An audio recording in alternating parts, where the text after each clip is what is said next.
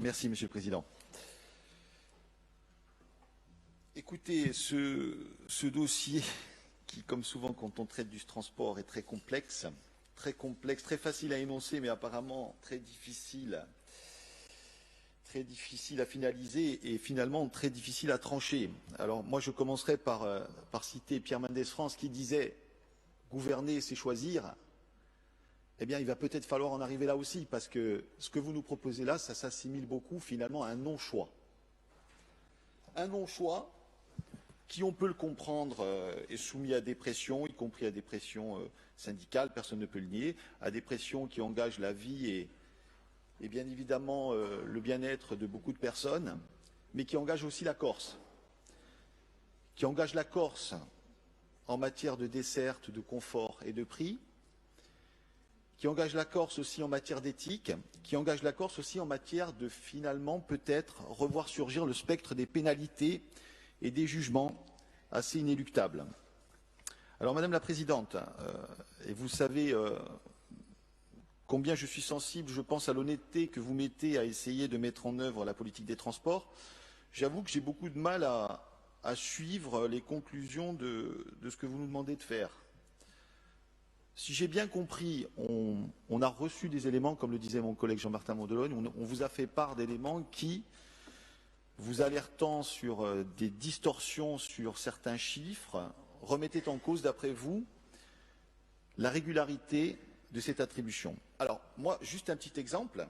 J'ai repris le tableau de ce soi-disant rapport qui vous a permis quelque part d'amender votre décision, et quand je lis effectivement par exemple le tableau 6, besoin de services publics sur Porto Vecchio Continent, on passe effectivement de 2500, tout ça c'est des prévisionnels hein, bien sûr, de 2500 sur l'étude de 2019, 2500 par an, hein, pour que tout le monde comprenne bien, à 54 000 sur 2020. Mais alors, il y a quelque chose d'assez fantastique. Sur l'étude de 2020 dont on nous vante les mérites, j'ai par exemple 10 000 passages au mois de mai, et j'en ai 350 au mois d'août. Je répète, 10 000 au mois de mai, 350 au mois d'août. J'ai du mal à croire que sur Porto Vecchio, je vais avoir 350 passagers au mois d'août si j'en ai 10 000 au mois de mai. Bon, ça c'est pour montrer que les rapports, finalement, on peut les entendre, on peut les considérer, mais on peut être aussi surpris. Après, on va parler un petit peu de ce que je qualifierais de juridique, parce que finalement, l'important dans cette affaire, c'est le juridique et c'est le risque des contentieux. Sur le juridique, sauf à vraiment me démontrer le contraire. Quand vous lancez une procédure, vous le faites en l'état des éléments que vous connaissez. Vous le faites en l'état des éléments qui sont portés à votre connaissance, et ensuite la procédure suit son cours. On sait que sur ce genre de procédure, en tout cas la collectivité territoriale de Corse, il faut entre 6 mois et 1 an pour arriver de manière générale sur un marché public à une attribution. Je parle bien du début du lancement de la procédure, hein, avec l'avis, jusqu'au moment où le marché est signé. Qui pourrait vous faire grief aujourd'hui, très sincèrement, alors que vous n'aviez pas ces éléments au moment où vous avez lancé cette consultation? Qui pourrait vous faire le moindre grief en disant ben, les choses ont changé ou les choses vont peut-être changer? Parce que le pire dans tout ça, c'est qu'on est dans le peut-être. Ce n'est pas comme si on vous avait amené les bons de commande de la saison 2020. Vous êtes dans le peut-être. Bon. Donc, vous nous dites que juridiquement, ne pas tenir compte de ça, c'est dangereux. Mais j'ai envie de vous dire l'exact contraire. Ce qui est très dangereux, c'est, au vu d'éléments susceptibles d'être modifiables, ou en tout cas dont la certitude n'est pas prouvée, vous arriviez tout simplement à annuler la consultation. Encore une fois, je vous ai dit vraiment du fond du cœur ce que je pense de votre probité. Mais faisons-nous machiavéliques. Hein. Faisons-nous machiavéliques. Demain, je souhaite attribuer à l'entreprise X. Mais je ne suis pas sûr que X va gagner.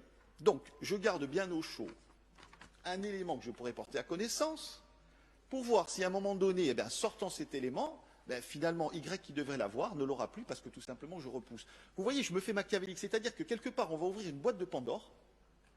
Une boîte de Pandore qui va amener sur chaque consultation de ce type des inquiétudes en matière de probité de notre institution. Bon, ça c'est pour le volet éthique et juridique. Après, parlons du volet, encore une fois, tribunaux et dédommagement. Est-ce que sérieusement il y a une jurisprudence qui pourrait nous amener à penser que, encore une fois, ayant respecté les éléments qui étaient les vôtres au moment où vous avez lancé la consultation, nous puissions être condamnés dans le cas d'une attribution qui paraît, j'ai envie de vous dire, les écarts étant relativement forts, ou plutôt relativement importants entre candidats. Ça mériterait d'être regardé. Par contre, ce que je peux vous dire, c'est que le chemin que vous nous proposez, de notre avis, il est extrêmement risqué et il y a de fortes chances que des condamnations, encore une fois, puissent suivre suite à cette décision. Qui, je vous le répète, vous ne nous amenez pas des éléments que vous auriez pu avoir à votre connaissance au moment où vous avez lancé la consultation, mais des éléments que vous avez eus par la suite. Voilà, ça ce sont tout un tas de faisceaux qui font que, aujourd'hui, ce chemin nous apparaît comme susceptible d'amener beaucoup d'inquiétudes. Encore une fois, on ne remet pas en cause du tout l'office, les services ou le reste, mais baser un changement pareil uniquement sur des éléments qui sont portés à connaissance à un moment donné, ça nous semble pour le moins risqué. Donc je vous avoue que ces choix juridiques et administratifs nous surprennent. Dernier point, l'enjeu financier. Vous l'avez dit vous-même, l'enjeu financier. C'est-à-dire que finalement, cette négociation, entre guillemets, que nous nous proposons de mener pour les 3 mois restants, on l'a bien compris, vont coûter beaucoup plus cher que de laisser à la limite cette consultation aboutir et fonctionner.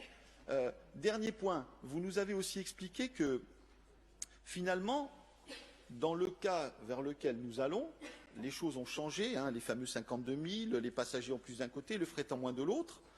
Mais j'ai envie de vous dire, on raisonne aussi pour beaucoup en prix unitaire. On ne signe pas des forfaits avec les compagnies.